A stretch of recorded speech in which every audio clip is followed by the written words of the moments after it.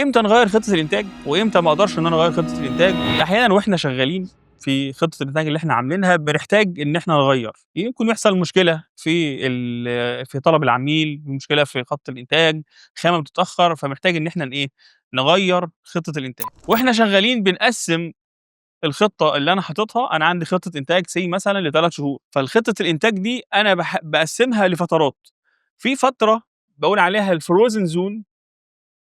frozen zone دي يعني فترة جامدة، ويعني متجمدة، ما أقدرش إن أنا أغيّر فيها. وفي فترة بعد كده اسمها slushy zone.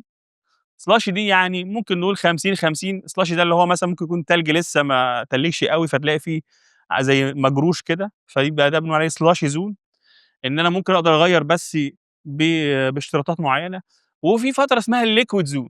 فكده أنا باقسّم عندي خطة الإنتاج ل3 فترات، فترة frozen zone، فترة slushy zone، فترة liquid zone. في الfrozen zone دي ممنوع إن أنا أغيّر خطة الإنتاج إلا بقرار من الtop management مثلًا. أنا كplanner ما أقدرش إن أنا أغيّر خطة الإنتاج في الوقت ده، على الأسبوع الأول والتاني والتالت، يعني الأسبوع اللي أنا فيه والأسبوعين الجايين، فدول بالنسبة لي أنا خاماتهم موجودة، المَكَن بدأ يشتغل، في نُصف مصنّع بدأ يتعمل، فأي تغيير هيترتب عليه خساير. فالخساير دي مين هيتحمّلها؟ أنا هاتحمّلها كمصنع، العميل هيتحمّلها، العميل بتاعي هيتحمّلها أيًا كان.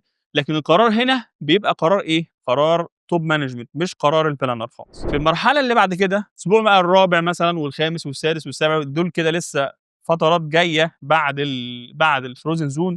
في الفترة دي الslushy دي أبدأ ممكن أغيّر، لو العميل حَب يغيّر تغيير، ولكن تغيير مشروط وبحدود، وده بيبقى ده قراري أنا كplanner، هاقدر أغيّر والّا لأ. تمام كده؟ باغيّر فيما يتماشى إن أنا ما يبقاش عندي خساير موجودة على خط الإنتاج، ما عنديش تكلفة وما عنديش إسكريبات أو حاجة من كده. اللي بعد كده الliquid zone.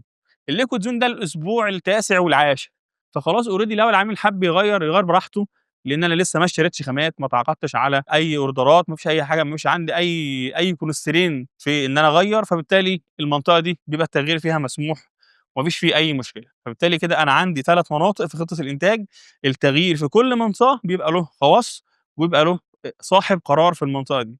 زي ما إحنا قُلنا المنطقة frozen zone ده top management، الslushy zone ده قرار planner، الliquid zone ده التغيير فيه ما فيش فيه أي مشاكل. ده كده فيما يخص الفترات أو التوقيتات اللي أنا ممكن أقدر أغيّر فيها خطة الإنتاج، أو ما أقدرش إن أنا أغيّر فيها خطة الإنتاج.